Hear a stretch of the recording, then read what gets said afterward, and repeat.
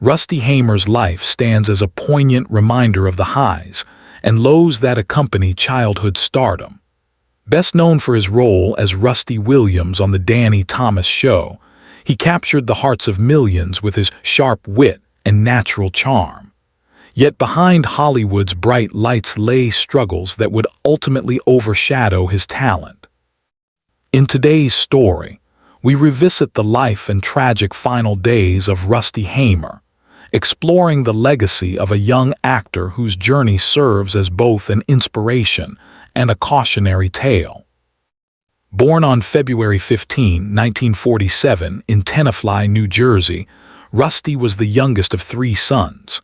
His father, Arthur Walter John Hamer Sr., worked as a men's shirt salesman, while his mother, Dorothy Hamer, née Cran, was a former silent film actress of Maltese heritage. Growing up with older brothers John and Walter, Rusty was raised in a home where the arts were always present. His nickname, Rusty, a playful nod to his given name Russell, perfectly captured his fiery red hair and freckled face, features that would soon make him instantly recognizable to audiences across America. From a very young age, Rusty displayed a natural talent for memorization and storytelling. Encouraged by his parents, he entertained at community events, women's clubs, and church gatherings. His charisma and energy made him a crowd favorite even as a toddler. In 1951, the Hamer family relocated to Los Angeles, lured by Hollywood's promise of opportunity. Arthur, Rusty's father, took a job with a men's sports shirt manufacturer, determined to provide stability for his family. Sadly, he passed away just 8 months after Rusty was cast in The Danny Thomas Show, leaving behind both pride and tragedy in what became the defining moment of his son's career. Rusty's first step into Hollywood came when he and his brother John performed in a local stage production.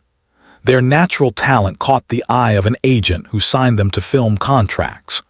Rusty's screen debut arrived in 1952 with the 3D Western Fort T, starring George Montgomery and Joan Vose.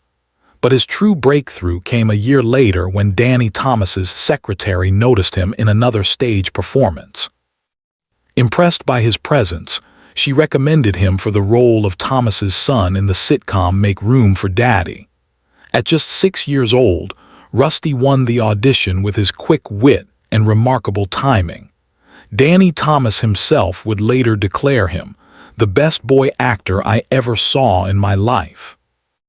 The series debuted on September 29, 1953, on ABC.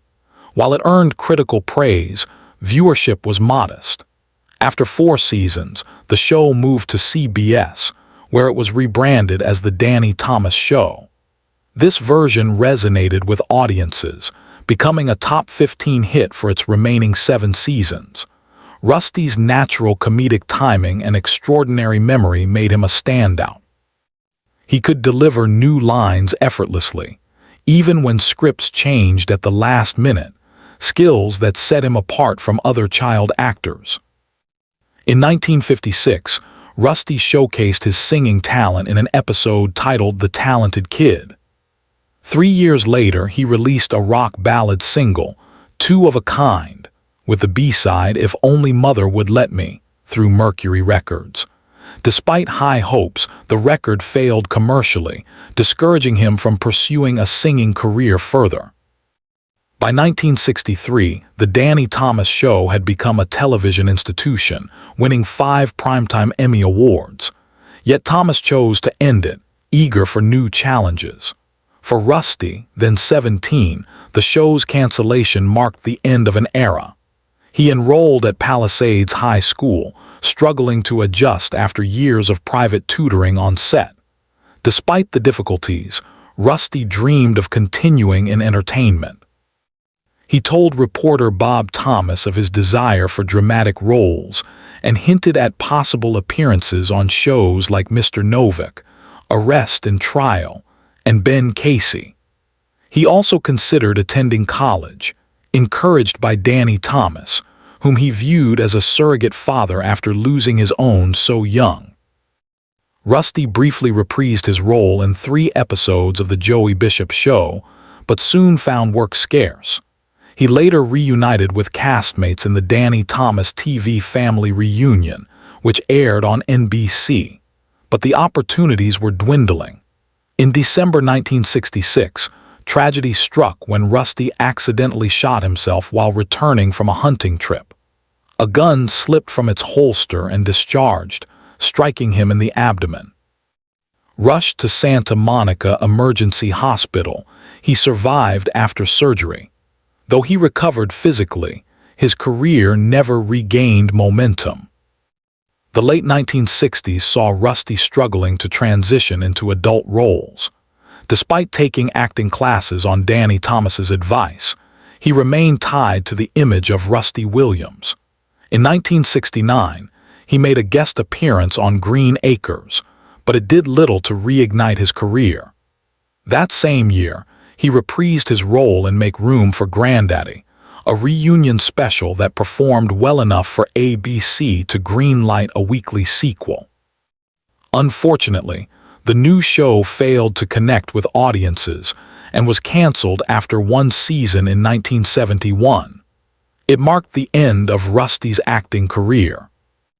With Hollywood behind him, Rusty moved to southwestern Louisiana in the 1970s. He took work on an Exxon offshore oil rig and delivered newspapers to supplement his income. In 1976, he relocated to Der Ritter, Louisiana, to help care for his mother, who was battling Alzheimer, while his brother John operated a local cafe.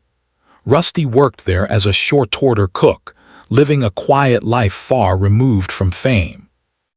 Despite this retreat, Rusty occasionally reconnected with his television past. In 1981, he reunited with Danny Thomas and Angela Cartwright for the ABC special What Became Of, giving audiences a bittersweet glimpse of the beloved child actor. But behind the scenes, Rusty's struggles deepened. Chronic back pain tormented him, yet he refused medical treatment. His inability to build an adult acting career left him bitter and disillusioned. Caring for his ailing mother added further emotional strain. His brother John later reflected, "He hasn't really been happy since his early 20s. He was a very unhappy, very confused young man. No one does something like that unless he's confused." On January 18, 1990, Rusty Hamer's life ended tragically. His brother John discovered him dead in his Der Ritter trailer home. Rusty had taken his own life with a .357 Magnum revolver. He was just 42 years old. His body was cremated, and in a symbolic gesture, his ashes were scattered 3 miles off Marina del Rey, California. In 1996, they were mingled with the ashes of fellow child star Tommy Rettig, a poignant tribute to 2 actors who shared both early fame and later struggles.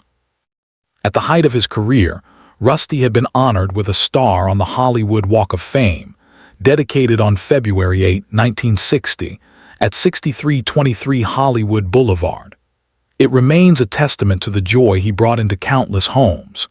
Yet his tragic end also served as a wake-up call to the entertainment industry. His suicide highlighted the difficulties many child actors face when transitioning to adulthood: emotional struggles, lack of support, and the pressures of early fame. Rusty's death inspired former child actor Paul Peterson, known for the Donna Reed Show, to take action. He founded A Minor Consideration, an organization devoted to supporting young performers. The group offers guidance in financial literacy, mental health, and career planning, aiming to ensure no young star faces the isolation and despair that plagued Rusty's later years. Rusty Hamer brought laughter and warmth to millions during his time on The Danny Thomas Show. Yet his life also exposed the harsh realities that child stars endure after the cameras stop rolling. Though his story ended in tragedy, his legacy endures, both in the joy he gave audiences and in the lessons his struggles imparted. His star in Hollywood still shines, reminding us of the boy who once lit up television screens across America and of the cost that early fame can exact when the spotlight fades.